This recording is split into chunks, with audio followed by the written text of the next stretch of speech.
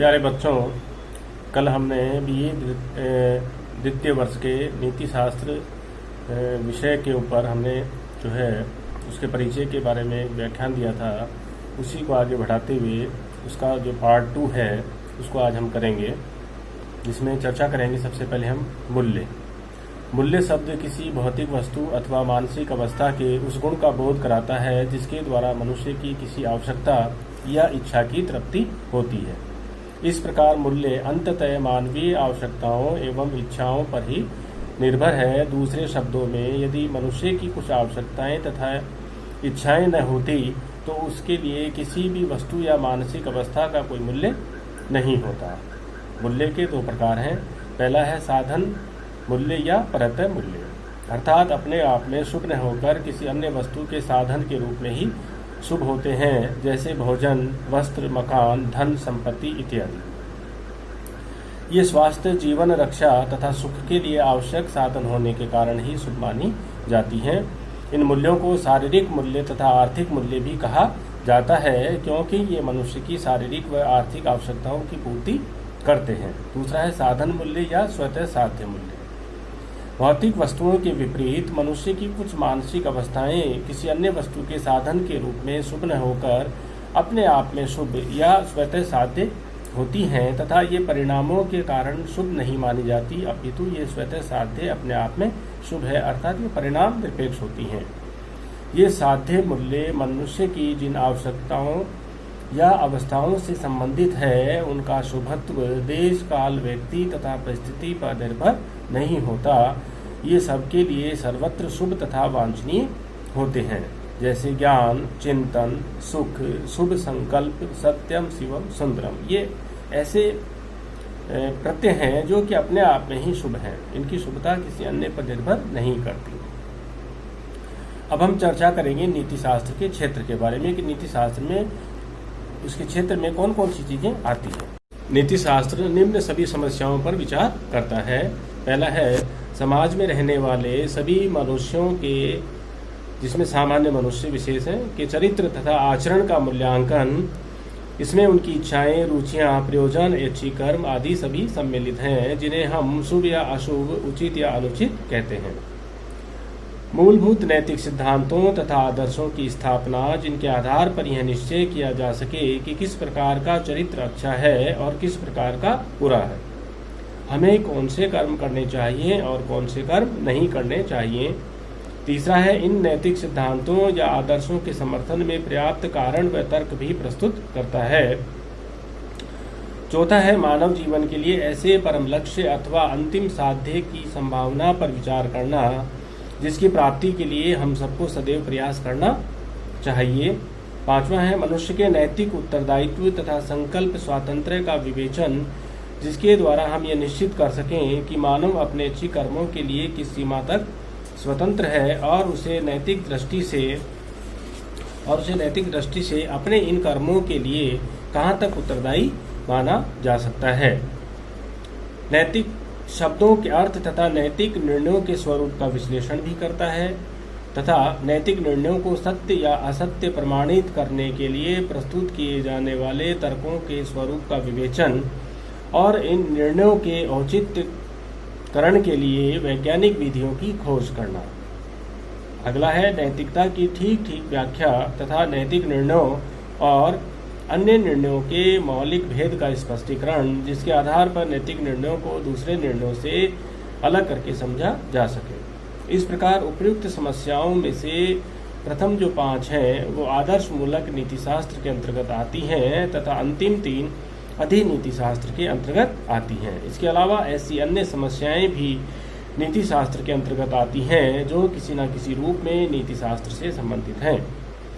फिर बात करते हैं कि नीति शास्त्र की 2 विधाएं हैं जिनका अपना अपना विषय है। पहली है आदर्श मूलक नीति शास्त्र। यह नीति शास्त्र की सबसे प्राचीन विधा है। आदर्श मूलक नीति शास्त्र का मुख्य उद्देश्य मनुष्य और उसके कर्मों के लिए कुछ विशेष नियमों, सिद्धांतों तथा आदर्शों का युक्ति संगत प्रतिपादन करना है।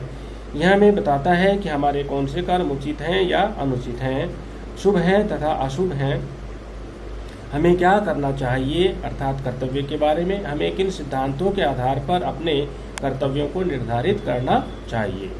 इस प्रकार आदर्श मूलक नीति शास्त्र का उद्देश्य मानव जीवन के लिए आधारभूत नैतिक सिद्धांतों या आदर्शों का प्रतिपादन करना ही नहीं, अपितु उचित एवं पर्याप्त तर्कों द्वारा उनका समर्थन करना भी है।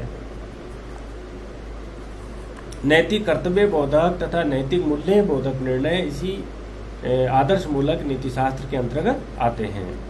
दूसरी जो विधा है वो है अधिनीति शास्त्र। वर्तमान शताब्दी में विकसित नीति शास्त्र की नवीनतम विधा, इसे ही विश्लेषणात्मक व आलोचनात्मक नीति शास्त्र की संज्ञा दी जाती है। इसका उद्देश्य क्या है अधिनीति शास्त्र का? नैतिक सिद्धांतों या आदर्शों की स्थापना करना ही नहीं, अपितु नैतिक निर्णयों के स्वरूप तथा अर्थ का विश्लेषण करना और ऐसी विधियों की खोज करना है जिसके द्वारा इन निर्णयों के औचित्य तथा अनौचित्य का निश्चय किया जा सके। जैसे शुभ, उचित, कर्तव्य आदि नैतिक शब्दों के वास्तविक अर्थ क्या हैं? नैतिक निर्णयों का स्वरूप क्या है? क्या ये निर्णय पूर्णतः व्यक्तिनिष्ठ हैं अथवा क्या इन्हें पूर्णतः वस्तुनिष्ठ माना जा सकता है? और क्या इन निर्णयों को सत्य या असत्य प्रमाणित किया जा सकता है? यदि हाँ, तो ऐसी कौन सी विधियां हैं? इन सभी तथा ऐसे ही अन्य अनेक प्रश्नों का उत्तर अधिनीति शास्त्र में तटस्थ दृष्टिकोण तथा वैज्ञानिक विधि से खोजने का प्रयास किया जाता है। अर्थात अधिनीति शास्त्र का मुख्य उद्देश्य आदर्श मूलक नीति शास्त्र के अंतर्गत आने वाले नैतिक निर्णयों तथा नैतिक सिद्धांतों का आलोचनात्मक व विश्लेषणात्मक अध्ययन करना है। इसी कारण इसे विश्लेषणात्मक नीति शास्त्र भी कहा जाता है। अधिनीति शास्त्र की दो मुख्य समस्याएं जिन पर आदर्श मूलक नीति शास्त्र विचार नहीं करता। पहली है नैतिक शब्दों के अर्थ व नैतिक निर्णयों के स्वरूप का स्पष्टीकरण करना। दूसरा है उन युक्तियों अथवा तर्कों की निष्पक्ष परीक्षा करना जो नैतिक निर्णयों के औचित्य व अनुचित्य का निर्णय करने के लिए प्रस्तुत किए जाते हैं। इसके समर्थक दार्शनिक हैं R.M. Hare, C.L. Stevenson, P.H. Nowell Smith, A.J. Ayer, S.E. Toulmin इत्यादि। वस्तुतः अधिनीति शास्त्र महत्वपूर्ण होते हुए भी मुख्यतः आदर्श मूलक नीति शास्त्र की समस्याओं के स्पष्टीकरण का साधन मात्र है, अतः इसे ही संपूर्ण नैतिक दर्शन मान लेना उचित प्रतीत नहीं होता, क्योंकि अधिनीति शास्त्र उन्हीं नैतिक सिद्धांतों तथा निर्णयों का स्पष्टीकरण एवं विश्लेषण करता है जिनकी स्थापना आदर्श मूलक नीति शास्त्र द्वारा की जाती है। अतः अधिनीति शास्त्र को आदर्श मूलक नीति शास्त्र का पूरक ही माना जा सकता है, अपने आप में संपूर्ण नैतिक दर्शन नहीं। वस्तुतः ये दोनों ही नीति शास्त्र की महत्वपूर्ण विधाएं हैं। अब प्रश्न ये आता है कि क्या नीति शास्त्र एक व्यवहारिक विज्ञान है? क्या इसे व्यवहार में लागू किया जा सकता है? मैकेंजी तथा कुछ अन्य दार्शनिक नीति शास्त्र को व्यवहारिक विज्ञान नहीं मानते। उनका मत है कि वास्तव में कोई भी आदर्श मूलक विज्ञान व्यवहारिक विज्ञान नहीं होता। अतः तर्कशास्त्र तथा सौंदर्य शास्त्र की भांति नीति शास्त्र का उद्देश्य भी केवल सत्य का अनुसंधान करना है, मानव जीवन के लिए व्यवहारिक मार्गदर्शन करना नहीं। वह आधारभूत नैतिक सिद्धांतों तथा आदर्शों की स्थापना तो करता है, उन्हें व्यवहारिक जीवन में लागू करने के उपाय नहीं बताता। अतः इसका व्यवहारिक जीवन से कोई संबंध नहीं है। दूसरा मत William Lillie, Stevenson, Brandt, Toulmin, Hare, Nowell Smith इत्यादि दार्शनिकों का है, जिन्होंने नीति शास्त्र को व्यवहारिक विज्ञान के रूप में स्वीकारा है। इनका मत है कि नीति शास्त्र जीवन के सत्य की खोज के साथ साथ किसी न किसी रूप में मनुष्य का व्यवहारिक मार्गदर्शन करता है। स्टीवेंसन के अनुसार प्रत्येक नैतिक निर्णय किसी व्यक्ति को कोई कर्म करने या न करने अथवा उसके लिए सूक्ष्म या परोक्ष आदेश देता है। यह आज्ञात्मक तत्व ही नैतिक निर्णयों को वर्णनात्मक निर्णयों से पृथक करता है। वहीं हेयर तो संपूर्ण नैतिक भाषा को ही परामर्शात्मक मानते हैं। इनके अनुसार सभी नैतिक निर्णय मूलतः परामर्शात्मक निर्णय होते हैं, क्योंकि वे दूसरों को अथवा स्वयं हमें कुछ करने या न करने का परामर्श ही देते हैं। नोवेल स्मिथ व हेयर भी नैतिक सिद्धांतों का उद्देश्य अंततः आचरण के संबंध में मार्गदर्शन करना ही मानते हैं। इस प्रकार यह व्यवहारिक मार्गदर्शन ही नीतिशास्त्र की मुख्य विशेषता है। अतः वर्तमान युग के ज़्यादातर दार्शनिक नीतिशास्त्र को व्यवहारिक विज्ञान के रूप में स्वीकार करते हैं। इस संबंध में हमारा अपना विचार यह है कि नीतिशास्त्र न तो पूर्णतः सैद्धांतिक विज्ञान है और न ही पूर्णतः व्यवहारिक विज्ञान है। अन्य सामाजिक विज्ञानों की भांति इसके भी सैद्धांतिक तथा व्यवहारिक दोनों ही पक्ष हैं। सैद्धांतिक विज्ञान के रूप में यह मानवीय आचरण की अच्छाई बुराई के संबंध में ज्ञान प्राप्त करने का प्रयत्न करता है और आधारभूत नैतिक सिद्धांतों, आदर्शों व मानकों की स्थापना करता है। वहीं व्यवहारिक विज्ञान के रूप में व्यक्ति और समाज दोनों के लिए इसकी व्यवहारिक उपयोगिता है। इस प्रकार नीतिशास्त्र आदर्श मूलक व व्यवहारिक विज्ञान दोनों का ही मिश्रण है। इसको हम ना तो केवल एक व्यवहारिक विज्ञान ही कह सकते हैं और ना केवल आदर्श मूलक विज्ञान कह सकते हैं, अपितु नीतिशास्त्र में इन दोनों को ही समाहित करने का प्रयास किया गया है।